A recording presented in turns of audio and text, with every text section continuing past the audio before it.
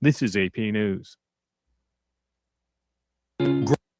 Big color, bigger savings. Sherwin-Williams Super Sale is here. Get 40% off paints and stains April 24th through the 27th with prices starting at $30.89. Whether you're refreshing your interior or exterior, we've got the colors to bring your vision to life. And with delivery, getting everything to your door is easier than ever. Shop online to have it delivered or visit your neighborhood Sherwin-Williams store. Retail sales only. Some exclusions apply. See store for details. Delivery available on qualifying orders. Breaking news for your home. Wayday. Wayfair's big sale is almost here, and you can score the best deals in home, like up to 80% off everything home. Yes, you heard that right. 80% off with free shipping on everything. Plus surprise flash deals all Wayday long. We're talking outdoor furniture and essentials, rugs, and more. All at Wayfair, and all up to 80% off during Wayday. Shop Wayfair's Wayday from April 25th through 27th. Wayfair. Hey, Cudahy to all my friends and relatives in 4 directions. This is Robert Pilot of Native Roots Radio presents I'm Awake.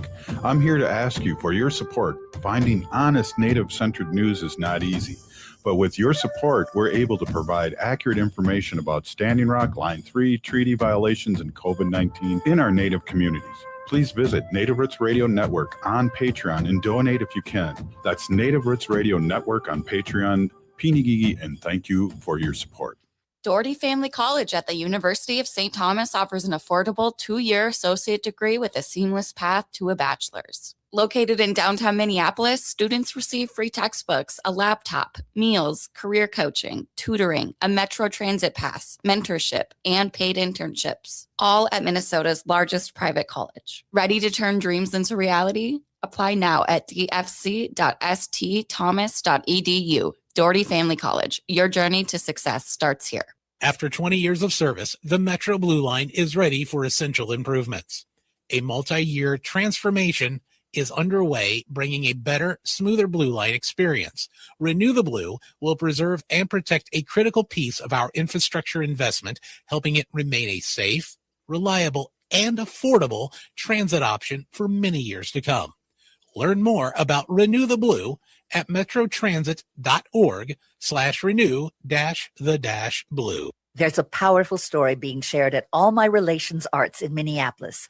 Unchi Said So, a solo exhibition by Danielle Seawalker, brings forward Native stories shaped by collective identity, generational knowledge, and teachings passed down through community. Through bold color and portraiture, this work honors the significance of grandmothers in Native culture while reflecting the idea that sovereignty begins at home. On view now through June 6th. Plan your visit today at allmyrelationsarts.org. The city of Minneapolis is now on Native Roots Radio with Minneapolis AIR. AIR stands for American Indian Relations. Guest host Christine McDonald talks to people about important things affecting the city's Native communities. Minneapolis AIR dives into topics like public safety, public health, elections, and so much more. Tune in to Minneapolis AIR on Native Roots Radio from 5 to 6 p.m. on the second Wednesday of every month, right here on AM 950. With your AM 950 weather, I'm Patrick Lilia. This evening, showers and thunderstorms followed by clearing overnight with a low of 45. Then Friday, sunshine with a high of 63. Warmer weather is on the horizon, and what better way to welcome it back than with a fantastic meal and a show at Crooner's Supper Club. Crooner's is located in Fridley on Highway 65, just north of I-694. CroonersMN.com. Portions of Native Roots Radio may be pre-recorded. It's a good day to be indigenous. Get up, stand up. They are going to become more brutal. Because all the hippies were trying to be Indians anyway. They're going to become more repressive because it's a matter of dollars and their illusionary concepts of power. Hey, Victor. We must live in balance with the earth. And also with recent happenings at Wounded Knee. I am awake. Welcome to Native Roots Radio presents I'm Awake, and I'm your host, Wakanja Hade. Hey, Cudahy to all my friends and relatives in four directions. You are listening to Native Roots Radio Presents I'm Awake, and I'm your host, Robert Pilot. Hey, we discuss local, national, Native news and events. And as you know, Native issues are human issues, and human issues are Native issues. Hey, tonight we're going to have our friend Robert Lilligren, CEO of Native American Community Development Institute here in the Twin Cities, Minneapolis. And then later on, Wendy Pilot with another update, a sacred animal update of what's going on. Hey, before I get Robert on, I just want to give a quick shout out to New Native Theater, The Bird Blind. I went to the play last night. It was amazing. Big shout out to New Native Theater. And if you want more information, newnativetheater.com. And also, the play is at University Avenue in St. Paul at 825 University Avenue, and it's the 825 Theater. So it was a lot of fun and very heavy duty and awesome show last night. So I'll be going out there again. Hey, and before any ado here, I would love to bring on Robert Lilligren, CEO of Native American Community Development Institute. Robert, thanks as always for coming on. Great to see you, and welcome to Native Roots Radio as always. Yeah, bonjour, Robert. It's always a pleasure to be here. I appreciate the time. Yes, and we really enjoy the time with you. A lot going on, but you know what? I'd like to switch it up a little today and talk a little bit about Native American Community Development Institute on the top of our show today, and so much going on and so many good things, and you know, the Franklin Corridor, there's signs on Franklin talking about it being the Franklin Corridor, and all the things that Native American Community Development Institute do for our people here.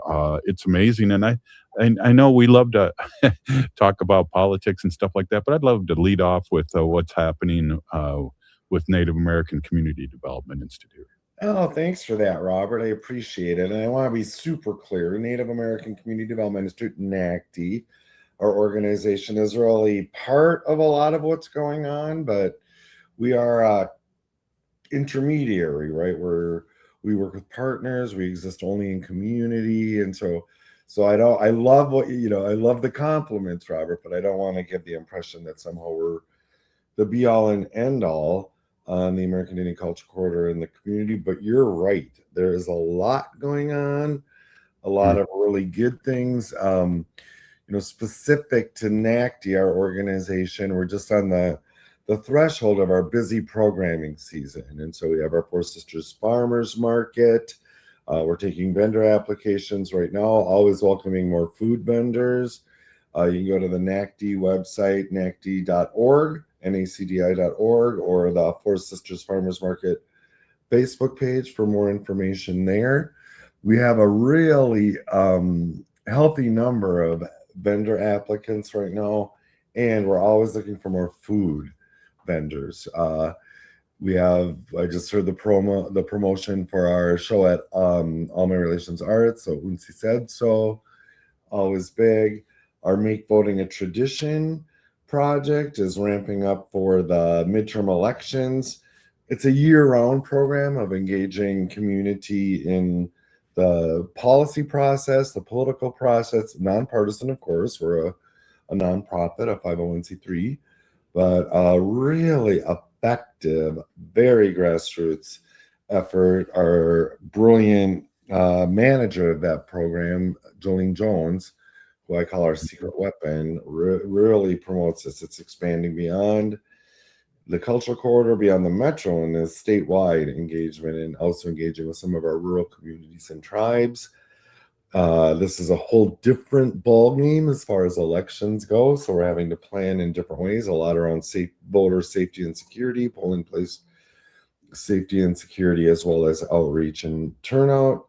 So that's happening, and a big deal thing that's community-wide is preparations for Indian Month kickoff, which is May 1st here in Minnesota. Has kind of a unique status of May is Indian Month, and of course in the fall we look at American Indian History Month. But this is kind of ours, and it was an initiative of AIMS, American Indian Movement, back in the 70s that established American Indian Week.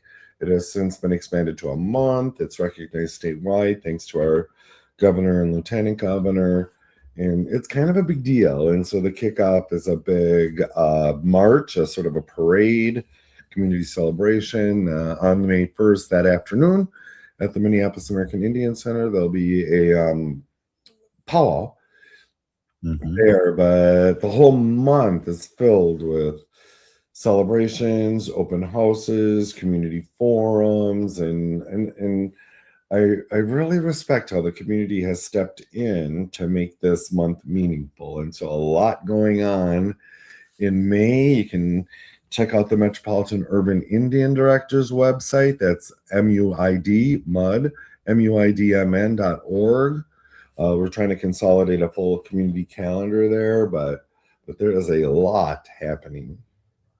Yeah, that's exciting, and it's a good time, and the weather's a little more friendly too in May than the National Indian Month. But hey, we'll Don't jinx it, Robert. We'll see. We've had some kind of cold and stormy Indian Month kickoff events, and so for folks outside of the city that don't know, last year, the night before Indian Month kickoff, we had a big community tragedy.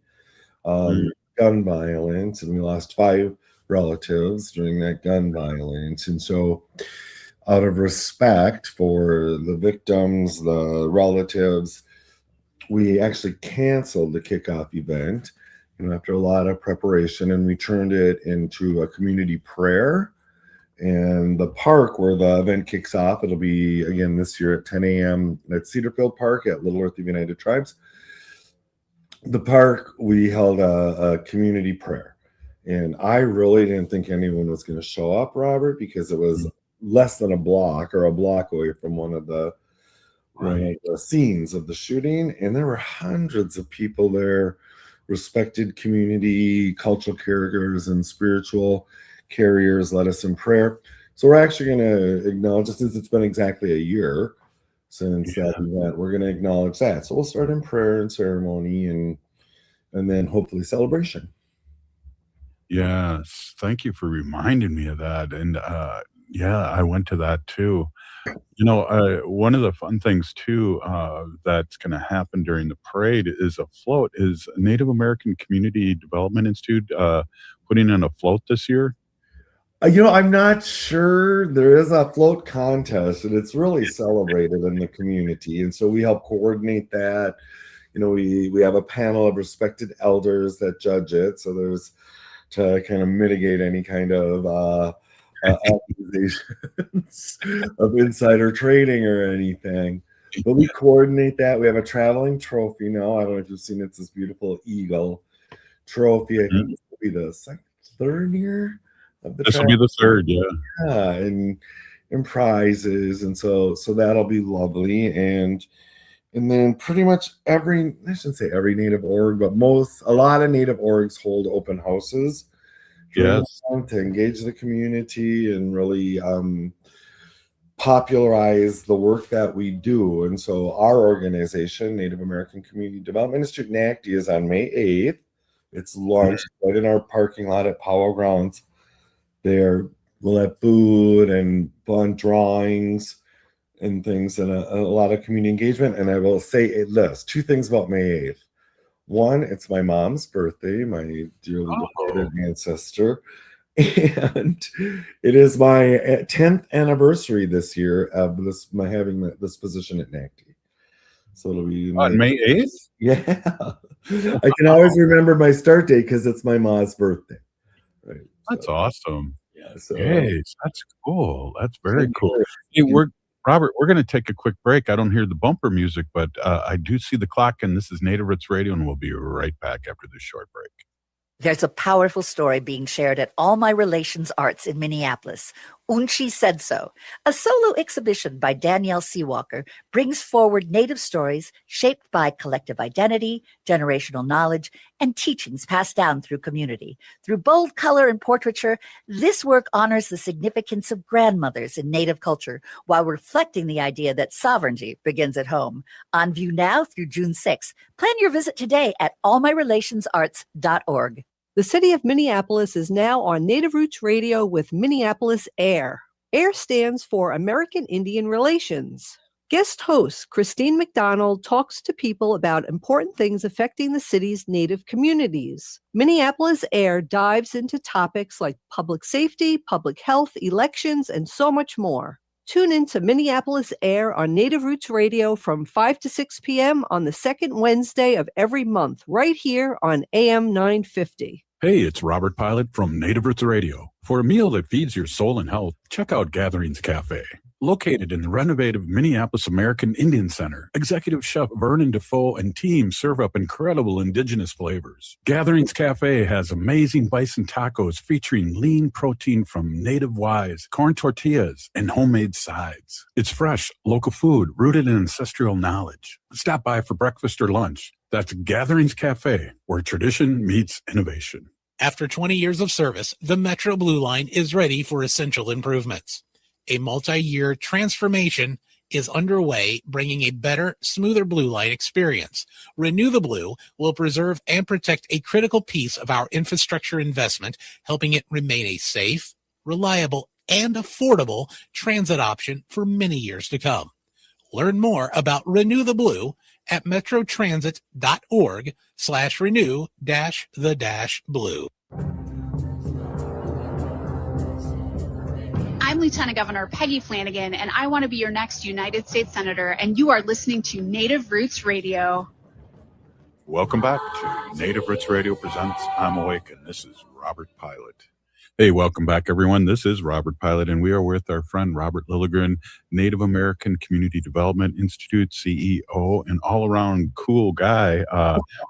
Robert, let's finish up a little bit here on what's happening at Native American Community Development Institute and during the month of May. Right. So I just during the break took a quick look at the MUIDMN.org website. There's a great calendar.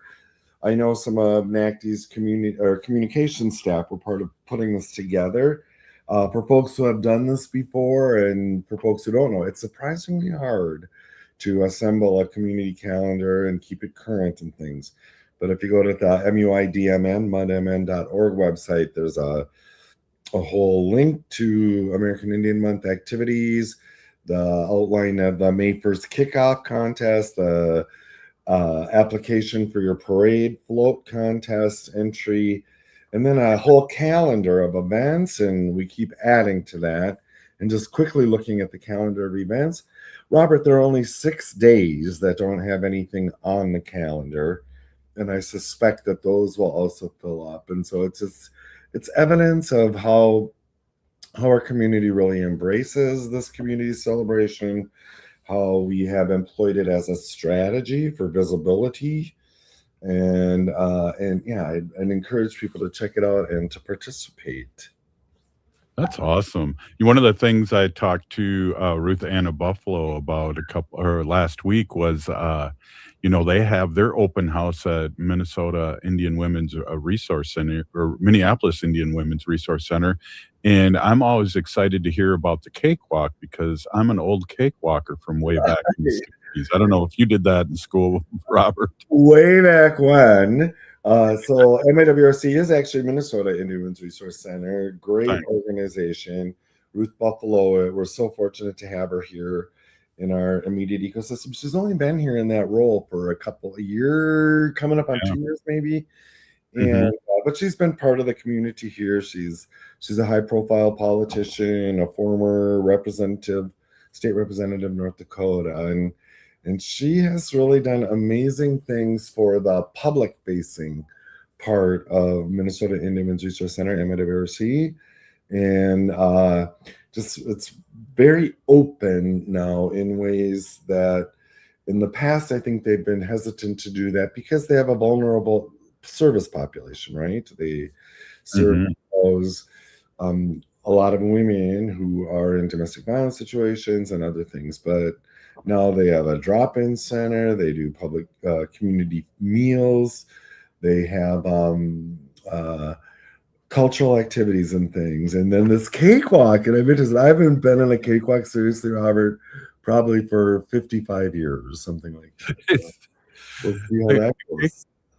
Cakewalk reminds me of what was it? Musical chairs, kind of like the accepted on a number around the floor. But I regress. I just think it's funny and no, I love it. And I haven't seen. Are they asking for donations, cake donations, or? Oh, I think they are. I'll have to get back to her and maybe I'll have. Well, I won't have her on this week, but next week, yeah, I'll definitely talk to her and ask her about that. But that I feel like there's a lot of fun traditions, and that's a great tradition. And maybe I'll bake a cake. Yeah. Wow. Better yet, ask my husband to bake a cake. He's the best baker in the family. But I'll pass it off as my own. Yeah. Well, now you sound more like me. We're hanging out too much here. That's crazy. Well, there's so much going on, and I want to just touch base because as people may or may not know, Robert, you are really politically tied in with what's going on nationally and locally, a former city council member for many, many years, first Native American, an openly gay city council member, first one. And we talk about politics a lot, and I just am really, it's a double-edged sword. We had Earth Day, and then we have an attack at the Boundary Waters, which is just amazing thing that Minnesota has. Yeah, so thanks for going over my resume. I want to be super clear. I was not the first openly gay Minneapolis City Council member. I was the second. And so I followed in the footsteps of legendary Brian Coyle, great friend of the community. So, but I got in there second, and on my first day, achieved the office of vice president, which Brian Coyle became vice president after a couple of terms, I think. So I just want to be clear. I don't want to claim accolades that I don't deserve, but yeah, and and I try to stay engaged in politics, and this year I've been a little more active in a lot of ways because of the interesting candidates, but I will point out, and I don't have actual numbers here, so I probably shouldn't say anything, but when I was elected to Minneapolis City Council back in 2001, there was some small number, around 250 maybe openly gay elected officials in the whole country. And now it's thousands of elected officials. And so for me, it's at this point in my life, it's gratifying to look at that kind of progress.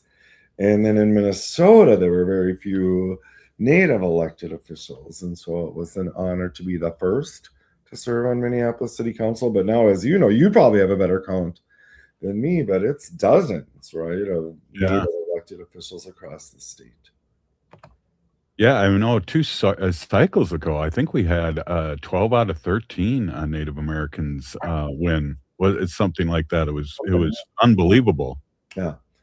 So it's it's progress, right? And I think it's important for us to take a minute and recognize that progress, and to acknowledge the importance of supporting these Native people who are willing to go into public office like this, go into hostile environments, serve in bodies that were historically meant to eliminate us, and go inside and see how we can change the system from the inside. And these folks are not sellouts. They are people, very courageous people, and they deserve our support. I look at Senator Mary Kunesh as a primary example. I mean, she has changed systems, established the Office of Missing and Murdered Indigenous Relatives, advanced other policy objectives for the community. It just really highlights the importance of having a place at the table. Absolutely. And I just got to give a shout out to State Senator Mary Kunesh. She's on our Friday show, and we love having her. And And, just getting a report from her, it's been, almost as long as you've been on, as she's been on, Robert. And it's amazing. And one of the things that's really exciting with her is that, let me ask you this, because you a former city council member. I asked her this because it sure seems like she does a lot of bills, and a lot of representatives don't do any bills. And I mean, did you have that in the city council too, where it seemed like a few people were doing the heavy lifting and everyone else was kind of, I don't know. It just seems weird, but she's put out the positive end of it is she's put out a lot of bills, like you said. Agree. And I think that's a really good observation, Robert. And, some people, when I served on city council, I had some city council colleagues that would just, sponsor bills like crazy, just like they were trying to rack them up, kind of. And, I did a lot. I actually have the record for the most ordinances introduced because we were doing Minneapolis city charter reform. And as city council vice president, it kind of fell on my purview to introduce them. So it was like one fell swoop. It was like 1,500 ordinance introductions. But I wasn't trying to rack it up. I would listen to community. And first off, if there were issues to be addressed, try to address them within the existing legal framework. And if that weren't possible, then introduce bills. So there's a quantity versus quality kind of dynamic. But Senator Kunesh is exemplary. I mean, she is translating community concern into legislative action in really a beautiful way. And the other one I want to lift up is the recently elected Minnesota State Representative Shelley Buck from East Metro, former elected official of the Prairie Island community here. And she is making a splash, and I'm just thrilled to see that and to support her in her work. And you brought up the boundary waters, and she has really become a face and voice of opposition to opening up the boundary waters to mining. Yeah, absolutely. When I was a legislator for my tribe, she was president of Prairie Island, and all those good things that happen with them, and her transforming into state politics was an easy transition in many ways, but also, like you said earlier, kudos for our relatives that are doing that, because there's a lot of arrows being shot at them.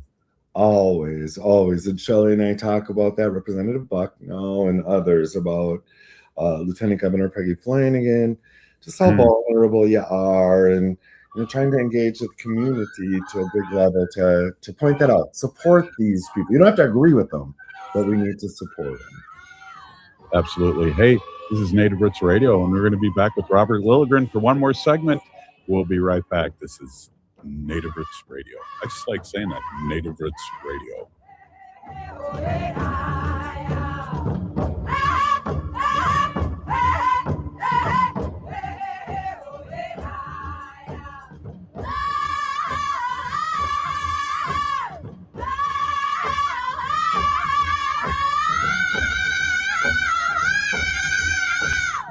Support comes from the Walker Arts Center.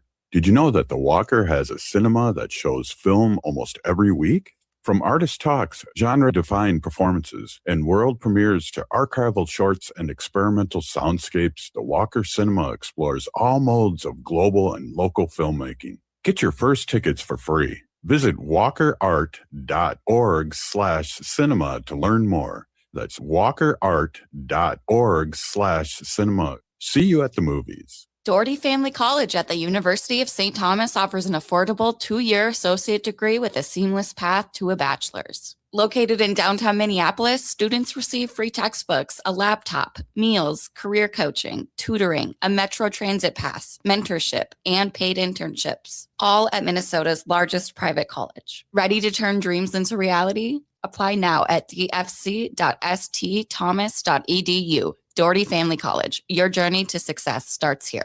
This is Chase Iron Eyes announcing a new show on AM 950, the progressive voice of Minnesota, powered by Native Roots Radio. The show is called Native American Patriot Talk Radio. What will we do on the show? We are going to explore and dive into the source of American constitutional sovereignty, the intersection of Native American and legal issues. Find us the first and third Tuesday of every month at 6 p.m. on AM 950. Support comes from the Walker Arts Center, an art space that's more than the spoon and cherry. Galleries celebrate contemporary visual art, including indigenous artists like Edgar Heap of Birds from the Cheyenne and Arapaho nations, and Jim Demeny from the Ojibwe Nation. Additionally, film screens, cinema, and performances are shown on stage. And the Walker is free every Thursday night and free every day for citizens and members of tribal nations. Learn more at walkerart.org. The city of Minneapolis is now on Native Roots Radio with Minneapolis AIR. AIR stands for American Indian Relations.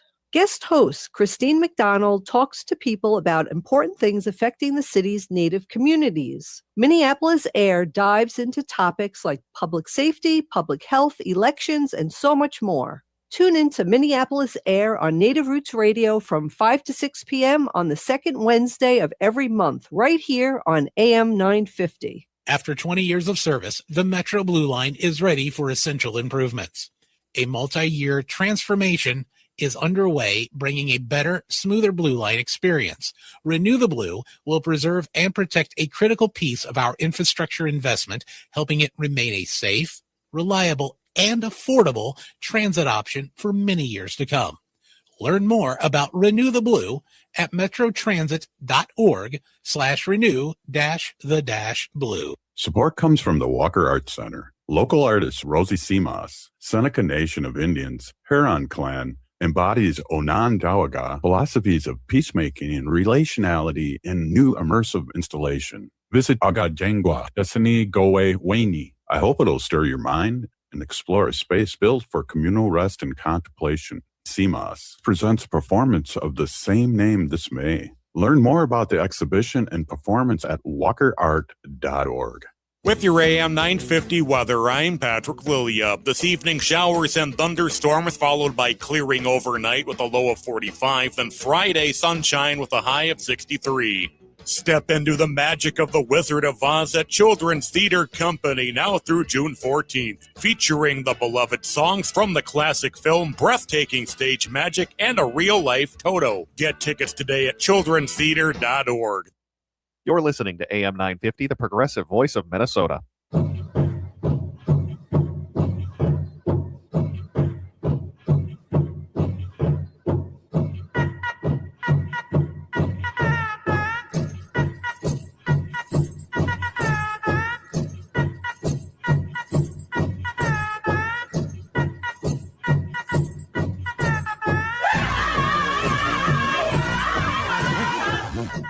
Welcome back to Native Roots Radio presents I'm Awake, and this is Robert Pilot.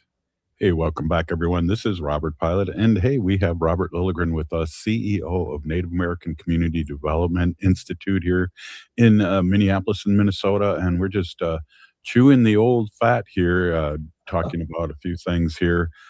Robert, you were talking about Shelley, a new representative out of Minnesota, Shelley Buck, and really jumping on the boundary waters and clean water thing.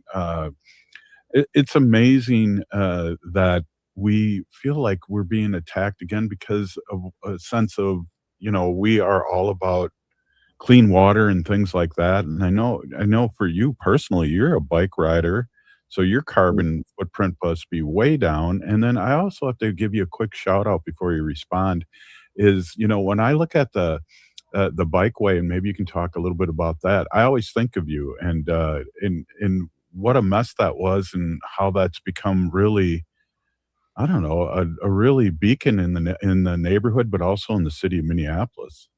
Thanks, Robert, for bringing that up. And it's the Midtown Greenway, I assume, that you're talking about. And it's a reused, abandoned rail trench that goes completely across the city limits in South Minneapolis. So from the Mississippi River to the lakes. And it's about 4.5 miles, maybe. Years ago, before I was even on Minneapolis City Council, I was a board member of the Midtown Greenway Coalition that advocated for the creation of this amenity, and for me, what was super important is that it came through this central part of the city that didn't have a lot of green amenities, but also didn't.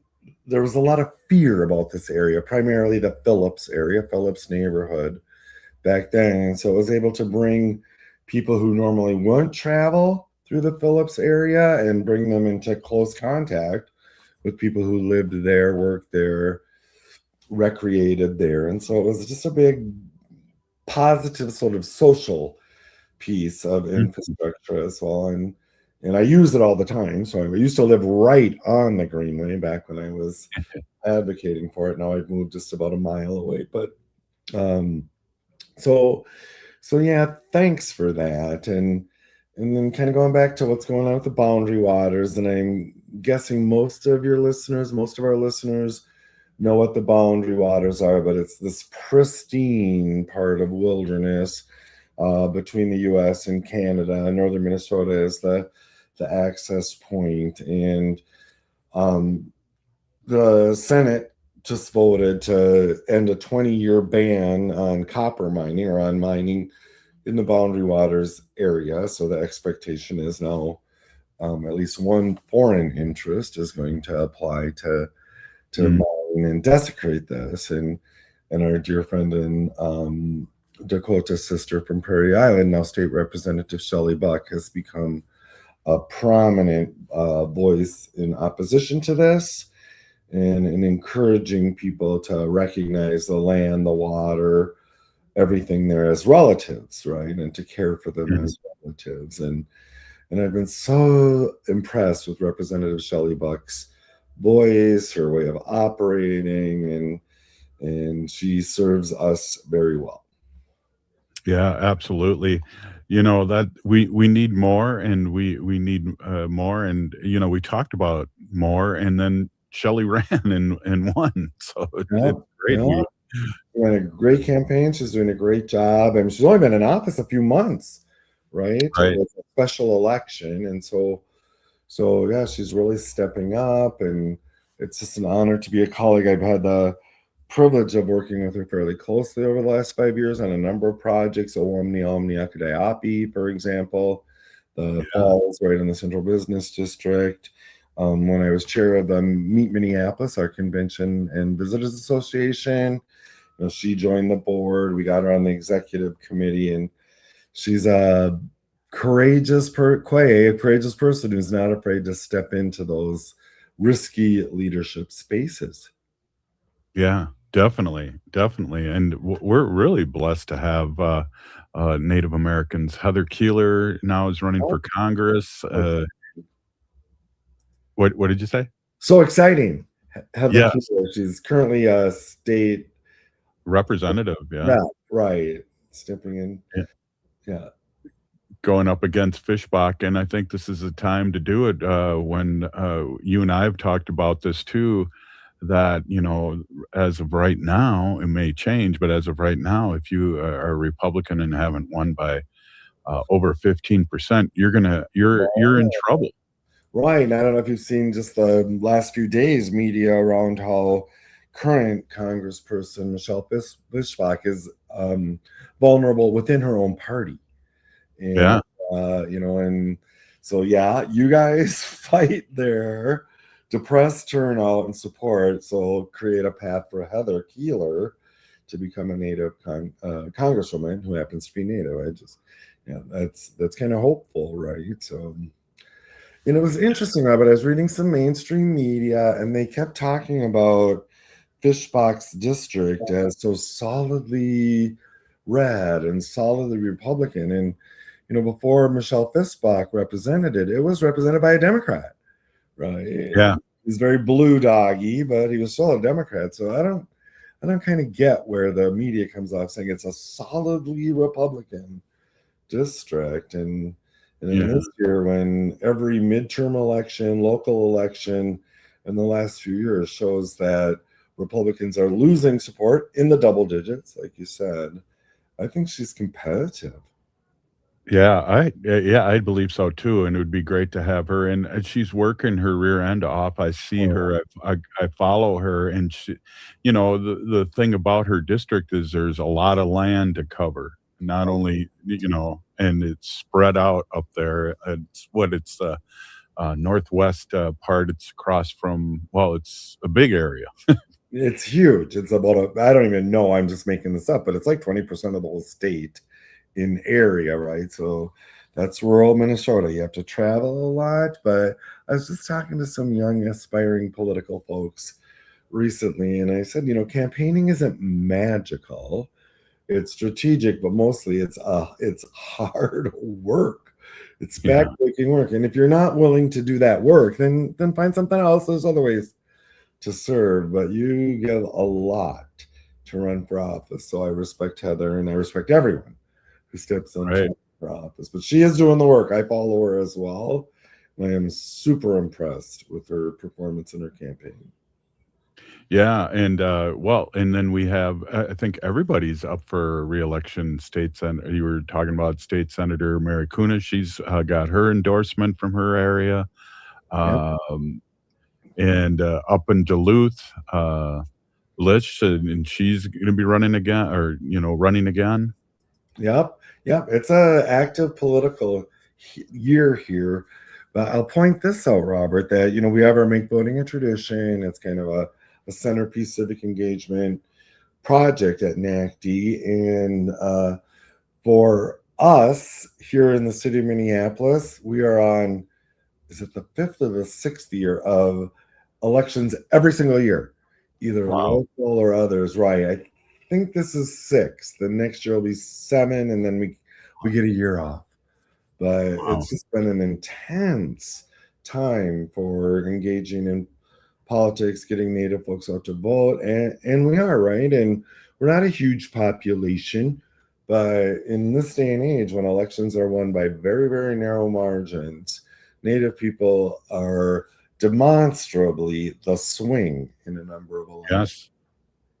And we proved that in 2020 for sure. Very interesting. I just got to give you a quick shout out too. I was at the University of Minnesota annual powwow, and I gotta make voting a tradition new tie-dye shirt that I'll be supporting. Oh yeah, nice, huh?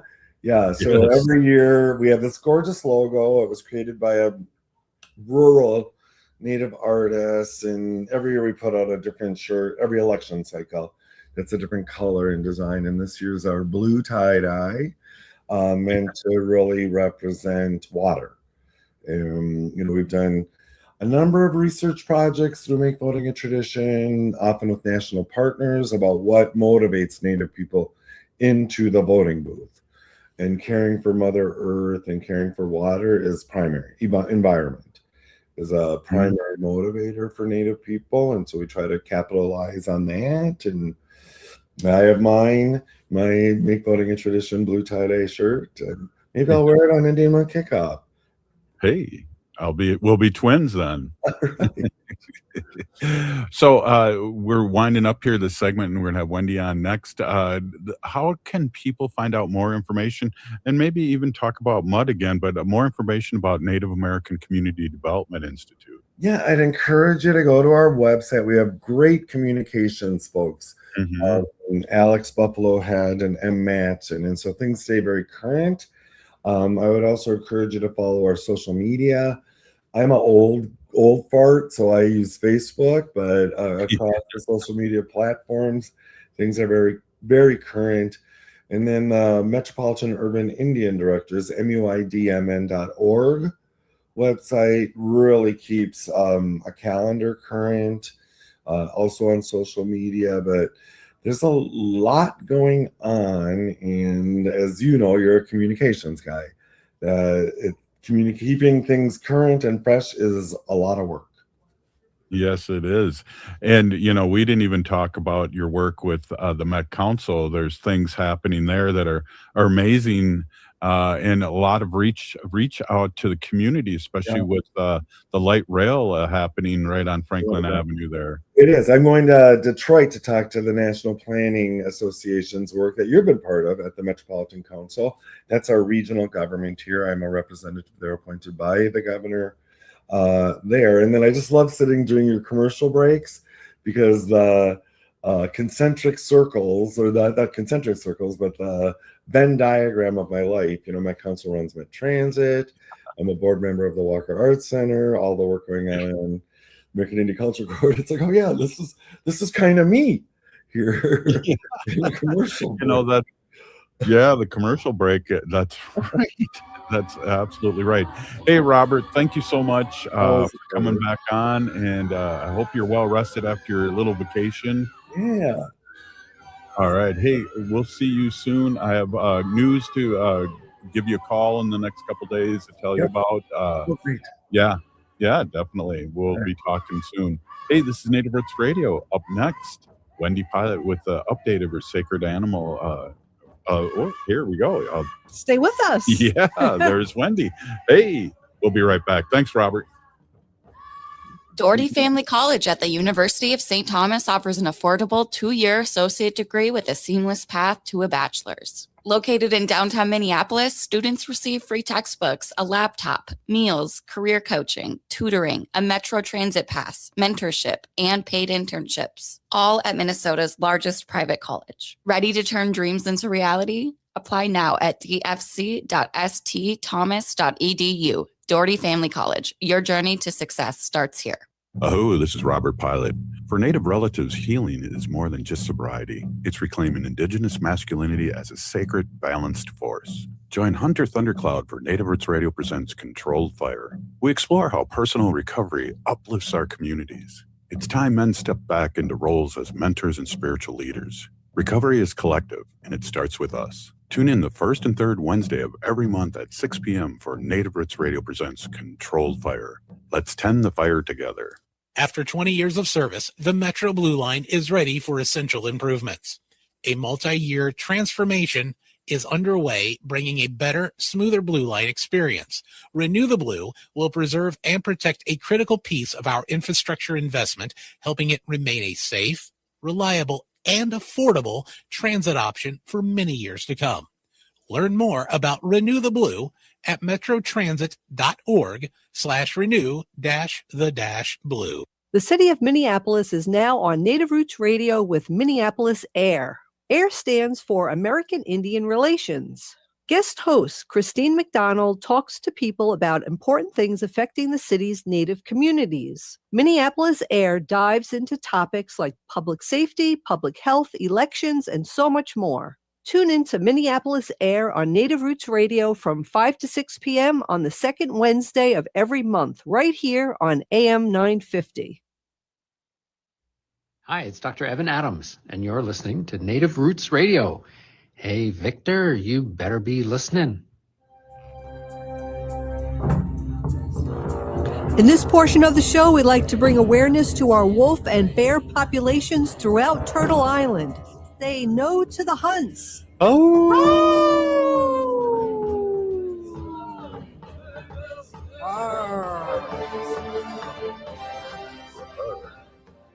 Hey, welcome back to Native Roots Radio. I am Robert Pilot, and I'm with Wendy Pilot, my awesome and beautiful wife. Wendy, you've been picking up some new Facebook fans, or friends, I should say. I really have. It's been awesome. So I put my personal Facebook page out there. I'm not really sure whether that was the greatest thing to do, but hey, why not? If I get trolls, which I know I will, people who are just downright mean and have nothing else to do, I could just delete them and block them. So that's a good thing. But I do appreciate all the Facebook friend requests. It's been really good. Again, people know me, friend me, know my thoughts, my feelings about things, and my politics. So yeah, it is what it is. But yeah, so I've been talking about the Rigland farms in Wisconsin for a while now. I'm not going to stop. I'm going to always bring it up and just ask people, remind everyone to go to savethedogs.io and find out how you could help. And eventually we're going to get these dogs out of there. We really have to. I was talking to a couple of people today via text, via Facebook Messenger who were there. And we were just asking each other, like, how do you feel? You know, like, because like, we feel like we've been through a lot, like just really emotionally leaving those dogs behind was really, really tough, like really, really tough. And yeah, so yeah, I mean, it just is. So we're just gonna keep on trucking and keep the foot to the pedal to the gas and just, keep on doing what we can do. Yeah, We just definitely. have to do it. And again, I'm going to remind everyone to give Wisconsin Governor Tony Evers a call. He's kind of he's not saying that he's supports what we're doing. He doesn't say whether he supports, Rigland Farms and what they're doing. All he says is, I don't have the authority to do anything, but he doesn't stand on anything either. So, you know what? Take a stand. Yeah. Whatever position it is, just take a stand and be that. That's a little disappointing seeing that Really he's out the is. door here. I He's know. not running again, and I know he's Well, getting older. But why wouldn't you say something? Especially he's been exactly. real He could progressive in many, many I ways. know. He's been on your show so many Yeah. times, just with lots of updates, and he's really helped us a lot with, the wolf hunt, in Wisconsin and all that Yeah. kind of stuff. So it is really, really surprising to me. And I'm just thinking to myself, like, what a great legacy he could leave office with if he just takes a stand. Yeah. And then we have the opposite of that of, somebody that was running still. And matter of fact, Mark Polkan Yes, stepping up, and Yes. that's an amazing, and that's really right down the, and he's on, he's Wisconsin. He's a House House representative. representative, Yep. and I've met him a bunch of times and got, I used to be the selfie king back in the day. And Still are. yeah, not as Don't much. let 'em lie. All right. Hey, and he's on Tom Hartman once a week too, which is he kind of took the place of Bernie, because Bernie was on Tom Hartman for many, many years. Yeah. And that's so funny. Bernie Sanders, they always say, oh, he came from nowhere. And it was like, no, I mean, he was on Tom Hartman for many, many years. I remember a good friend of mine at the time was talking to me about him and how common sense he was. And before he became really national, and he was on here locally on AM 950 on Tom Hartman. Yeah. Well, RFK Jr. is like spouting off that he doesn't want any animal testing. He's going to stop it and blah, blah, blah. He hasn't done anything. So Mark Pocan got into his face this video saying, talking about the Rigland Farm dogs and what's happening there and what's going on and all the violations that they have. And why isn't this place shut down? And This you have is to look it ridiculous. up. And RFK is like, I don't know anything about it. I can't, I have something I have to look into. I didn't know you did impersonations. I don't. That was good. Can you do an impersonation of me? Let's hear it. I know you pull it out of your pocket every once in a while. Oh my God. And there's a couple I'll of them. come up with something. Oh, you have some something, stuff. But hey, we got to keep talking about it, Wendy, and you're still working on things with this organization. Yeah, Sunday we have a debriefing type of Zoom meeting. Again, there were people from all over the United States who flew in, drove in. I mean, it's amazing. I drove 4.5 hours. You were exhausted with 2 stops at the rest stop, and there's people who flew in from Hawaii and drove in from North Carolina and all over the place. So, good for them. Again, really. when I hear that, it just reminds me so much of Standing Rock and the people and allies, white allies, but all the tribes from all over the world coming to, and we just gotta keep on, being able to resist and divest and join a group and run for office and get those dogs out. We really do have to get the dogs out. We really do. I'm waiting for the call because I signed up for a transport. So I signed that's up. old school. We used to do that all the that, time. right? We used to do that. Talk So about that for a second, because that was amazing work that you really did. was. So we worked with this woman. Her name was Tara Harris, and she runs, I believe she still does, she runs a rescue organization in Indiana called Every Dog Counts Rescue. And she would get, she would go into the shelters and take the dogs that were on the euthanasia list, who've been there for a really long time. And she used to take them and find fosters for them. And actually, 7 legs. she was actually able to find a lot of fosters here in Minnesota.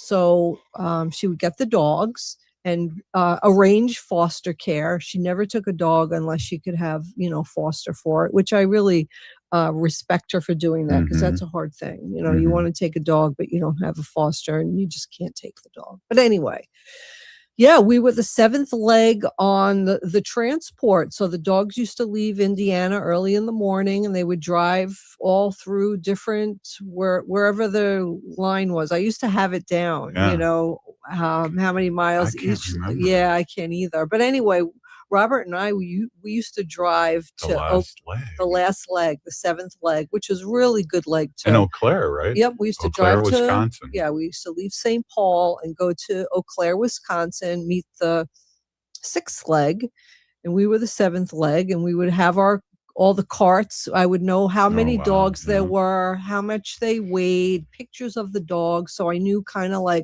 what size crate they needed. We used to pack up the car with all kinds of supplies, and the crates were all ready for the dogs. And we used to meet the 6th leg and get the dogs into the crates and drive from Eau Claire, Wisconsin to usually Woodbury. We would drop them off in Woodbury, and the fosters would come from different rescue organizations and pick the dogs up, and would have their paperwork. And it was underground. It was like the Underground Railroad. Yeah. It was awesome. Yeah. And that kind of, and we're going to end the show here real soon, but that kind of got us into adopting older dogs like we did. Yes. And because they were so grateful and they knew that they were safe, and I'm going to cry. I know. And Robert, whoever drove back from Eau Claire would just have a dog on their lap.